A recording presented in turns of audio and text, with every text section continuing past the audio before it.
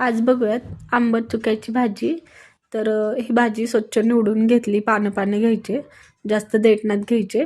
तर कोवळी भाजी, त्याला स्वच्छ चिरून घेऊयात.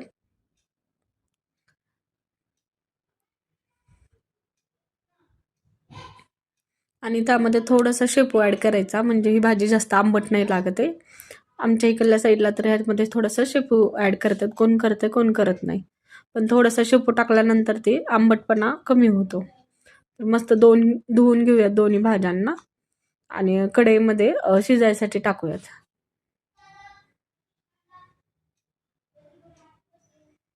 थोडंसं पाणी असं पिळून घ्यायचं, म्हणजे आंबटपणा निघून जातो. आता त्याच्यामध्ये पाणी टाकूयात, जेवढं शिजायला लागेल तेवढं पाणी टाकूयात. म्हणजे पूर्णपणे भाजी पाण्यामध्ये ही झाली पाहिजे, म्हणजे छान शिजते भाजी. आणि थोडीशी त्याच्यावर मुगाची डाळ ॲड करूयात. तुरीची पण चालेल, पण मुगाची पटकन शिजते. मुगाची ॲड केली, मिक्स करूयात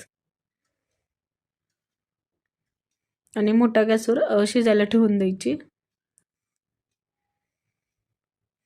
थोडंसं मध्ये मध्ये एकदा दोनदा मिक्स करूयात. थोडंसं चमच्याने त्याला हे करूयात, मॅश करूयात.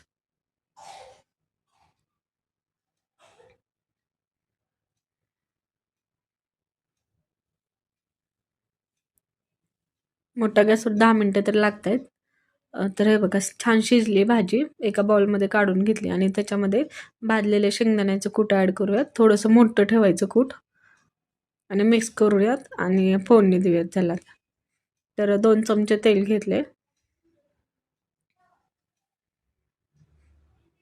तेल छान तापले की त्याच्यामध्ये मोहरी टाकूयात, थोडंसं जिरं. जिरं छान तडतडले की त्याच्यामध्ये लसूण थोडासा बारीक करून घेतला, कट करून घ्यायचा. म्हणजे जास्त बारीक नाही करायचा, कट करायचा. थोडंसं लाल झालं की त्याच्यामध्ये लाल तिखट टाकूयात.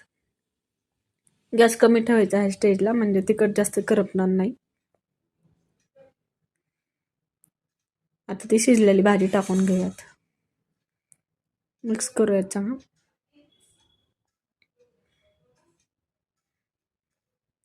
चवीपुरतं मीठ ॲड करूयात. थोडंसं पाणी टाकले मी.